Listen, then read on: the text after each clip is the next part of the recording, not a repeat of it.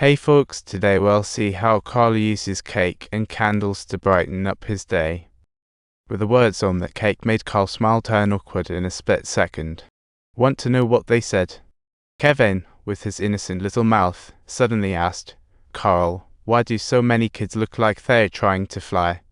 But just then, a knock on the door interrupted, and everyone turned, thinking the show was about to start.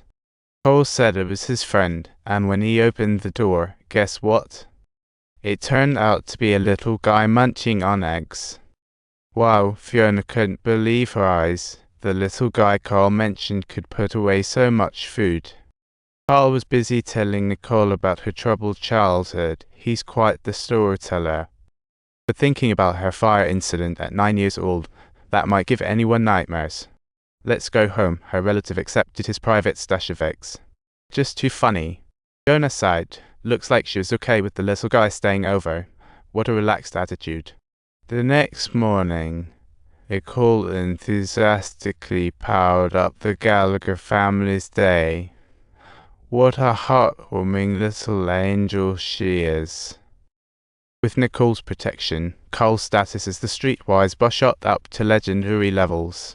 A few days later, Carl thought collecting protection money was too slow. Was this an unexpected goldmine?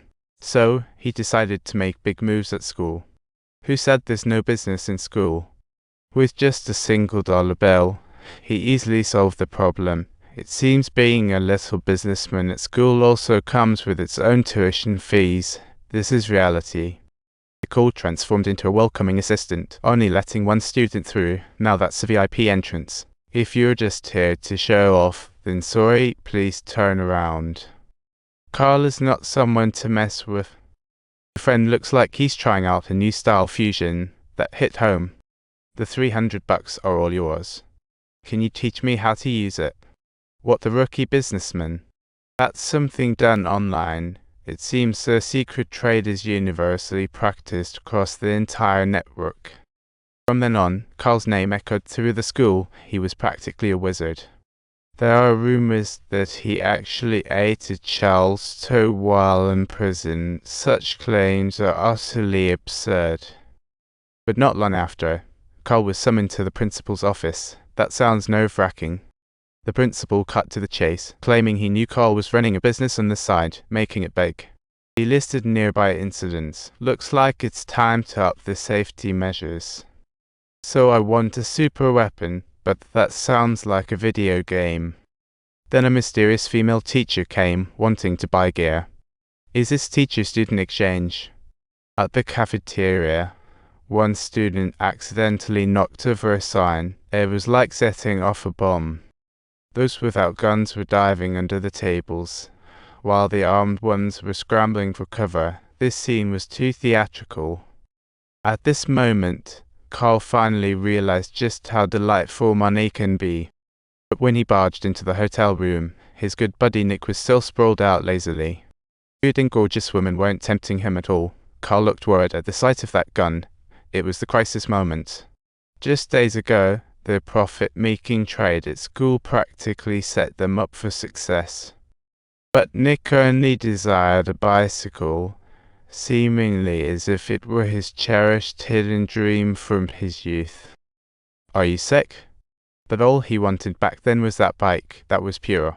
Riding that once beloved bike, Nick felt like he found his lost self. From then on, this little bike became the transport for Carl and Nick. To protect their little car, Nick even bought a fancy bike lock. Talk about luxury. This is designed by NASA. Do you believe it? But just while checking out the house in a wealthy neighborhood, the bike vanished into thin air. All that was left was a broken lock, as if it had gone missing.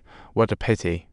Carl comforted Nick. Don't worry, we can buy 1,000 identical bikes. Nick casually replied, but you have no idea who has your back now. To cheer up his buddy, Carl decided to take him on a shopping spree in the car market.